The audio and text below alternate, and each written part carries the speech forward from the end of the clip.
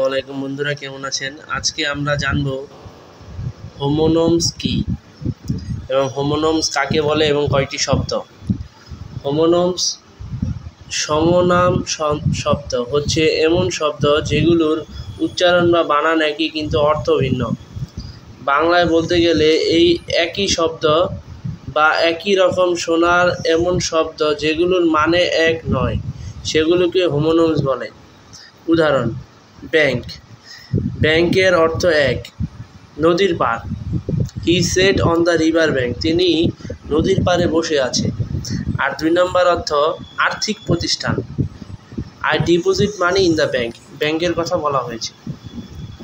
2 নম্বরটার দিকে খেয়াল করেন। 2 নম্বরটা আছে ভ্যাট।